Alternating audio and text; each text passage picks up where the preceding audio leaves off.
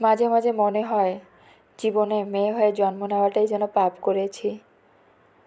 আমি চাইলে আমি সুন্দর করে ঘর গোছাতে পারি, আমি চাইলেই আমি সুন্দর করে রান্না করতে পারি, আমি চাইলেই আমি আমার সবাইকে সুন্দরভাবে আপ্যায়ন করতে পারি, আমি চাইলে আমার ছেলেমেয়েকে ভালো রাখতে পারি, কিন্তু আমি চাইলে আমার জীবনটাকে সাজাতে পারি না। আমার জীবনের সবচেয়ে বড় ভুল কি জানেন? আমি মেয়ে হয়ে জন্ম নিয়েছি। তার থেকে বড় ভুল হচ্ছে আমি বিধবা। বাবা মায়ের একমাত্র মেয়ে ছিলাম, খুবই আদরের ছিলাম। আমার বাবার আলিশান বাড়ি ছিল না, আমার বাবার কোটি কোটি টাকা ছিল না, কিন্তু তার ভালোবাসা, তার আদরের কোনো কমতি ছিল না। এতটা সুখের ছিল আমার 15টা বছর, যেটা আমি ভাবতে ভাবতে এখনও আমার দু চোখ দিয়ে পানি বের হয়ে। আমার বাবা মা ভাই, আমি, ছোট্ট একটা সংসার ছিল আমার বাবার। সকাল থেকে রাত পর্যন্ত হাসতে হাসতে কীভাবে আমাদের দিনটা চলে যেত, এতটা সুখের, আমরা বুঝতেই পারতাম না। যাই হোক, 15 বছর পার হয়ে যখন আমি 16তে পড়ি, তখন আমার জীবনের নতুন এক মোড় শুরু হয়, নতুন এক অধ্যায় শুরু হয়ে যায়। আমার বিয়ে হয় 16 বছরে, দেখতে গিয়েই বিয়ে হয়। আমার বাবা মা জানতও না আমাকে দেখতে আসবে, আমিও জানতাম না। আজকে আমার ফার্স্ট পরীক্ষা ক্লাস 10-এ উঠার। পরের দিন থেকে আমি পরীক্ষা দিতে পারবো না, সেটা আমি বুঝতেও পারিনি। পরের দিন থেকে শুরু হয় আমার সংসার জীবনের পরীক্ষা, নতুন জীবনের পরীক্ষা। একটা মেয়ে, ছোট্ট একটা সংসার থেকে একটা যৌথ ফ্যামিলিতে এসে পড়ি। সবাই কোথা থেকে শুরু করব, কাকে কিভাবে ভালো রাখবো, কিভাবে সংসারটাকে সাজাবো, কিছুই বুঝতে পারতেছিলাম না। যাই হোক, মনে প্রবল ইচ্ছা ছিল সবাইকে নিয়ে খুব ভালো থাকবো, সবাইকে নিয়ে খুব সুখে থাকবো। নিজের সাধ্য মতো সবার মন জোগানোর চেষ্টা করতাম, যতটুকু পারতাম নিজের জায়গা থেকে সবাইকে ভালো রাখার চেষ্টা করতাম। সেটা ভালোবাসা দিয়ে হোক, তাদের সেবা যত্ন হোক, তাদেরকে যেভাবেই হোক, সব সময় চেষ্টা করতাম সবাই মিলে ভালো থাকার। একটা সময় হয়তো পারতামও সবার মন মতো চলতে, সবাই মিলে ভালোই ছিলাম, দিনগুলো ভালোই কাটতেছিল। দেখতে দেখতে 2টা বছর হয়ে যায় বিয়ের। আমার কোল জুড়ে আসে আমার প্রথম সন্তান, আমার মেয়ে। একটা মেয়ে সংসার সামলাতে না সামলাতেই আমার মেয়ে হয়। তাকে কিভাবে সামলাবো সেটাই বুঝে উঠতে পারতেছিলাম না। যাই হোক, মা হওয়ার পরে এটা আসলে কেউই পারে না। একটা সময় পরিস্থিতিতে পড়ে মানুষ সব কিছু সামলে নিতে শিখে, আমিও শিখে গেলাম। আমি সংসার সবাইকে মিলে সামলে আমার সন্তানকে, সব কিছু চলতেছিল, ভালোভাবেই চলতেছিল। তারপর চলে আসে আমার হাজবেন্ড, দেশের বাইরে থাকে। সে ছুটিতে আসে 6 মাসের, দেখতে দেখতে 6টা মাস চলে যায়, আবার চলে যায়। এই করে করে আবার 3 বছর পরে আমার কোল জুড়ে আসে আমার সন্তান, আমার ছেলে।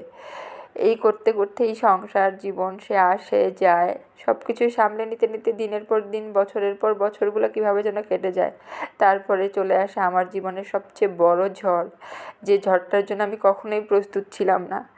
কখনো ভাবতেও পারিনি আমার জীবনে এমন একটা দিন এত তাড়াতাড়ি আসবে, কখনো আমার চিন্তাও ছিল না। আমার জীবনের সবচেয়ে বড় মাথার উপর থেকে যে ছায়াটা, সেই ছায়াটা চলে যায়, আমার বাবা চলে যায় দুনিয়া থেকে। সেটা ছিল 2016 সাল। মানে দুনিয়াতে যখন বাবা চলে যায়, তখন মনে হয়েছিল এর থেকে বড় কষ্ট হয়তো আমার জীবন আর কখনো আসবে না।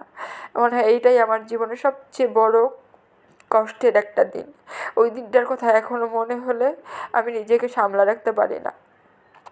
যাই হোক, আমার বাবা চলে যায়, তারপরে আমার হাজবেন্ড, আমার শ্বশুরবাড়ি, আমার বাবার বাড়ি, আমার আত্মীয় স্বজন সব, আমার সন্তানরা, সব কিছু সামলাতে সামলাতে ওই কষ্টটাও সামলিয়ে নিতে শিখে ফেললাম। দেখতে দেখতে চলে যায় 2019 সালে, চলে আসে আমার জীবনের সবচেয়ে আরেকটা বড় ঝড়। তখন মনে হয়েছিল যে এর থেকে কষ্ট মনে হয় একটা মেয়ের জীবনে আর কোনো কিছুই নেই। আমার জীবন থেকে চলে যায় আমার জীবনের আরেকটা ছায়া, একটা মেয়ের জীবনের সবচেয়ে বড় ছায়া কি জানেন, বড় আশ্রয়, তার হচ্ছে এক বাবা, তারপর বিয়ের পর হয় স্বামী।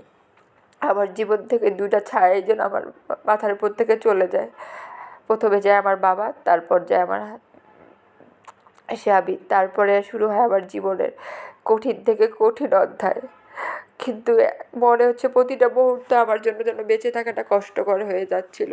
আমি কিভাবে কি করব, কিভাবে সামলে উঠব, বুঝতেই পারতেছিলাম না। কিন্তু আল্লাহ যখন কোনো কিছু কেড়ে নিয়ে যায়, সেই শক্তিটা দিয়ে দেয় কিভাবে সামলাবো নিজেকে। আসলেই আমি নিজেও চিন্তা করতে পারিনি যে আমি এটা সামলে উঠতে পারবো। দেখতে দেখতে আমার সন্তান দুইটাকে মানুষ করলাম, করতেছি এখনো পর্যন্ত। কিন্তু সবচেয়ে বড় কথা কি জানেন, এই সমাজটা, এই সমাজের মানুষগুলা সবচেয়ে বড় কি জানেন, কাছের মানুষ যারা, তাদের কাছ থেকে এতটা কিছু শুনতে হয়, এত কিছু।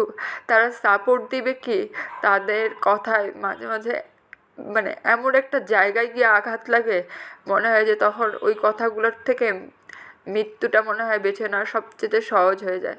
মাঝে মাঝে মনে হয় যদি আত্মহত্যাটা যদি মহাপাপ না হতো, তাহলে মনে হয় আমার জন্য আমি ওই পথটাই বেছে নিতাম। কিন্তু আমি কি করব, আমি চাইলেও সেটা নিতে পারি না, কারণ আমার দুটো সন্তান আছে।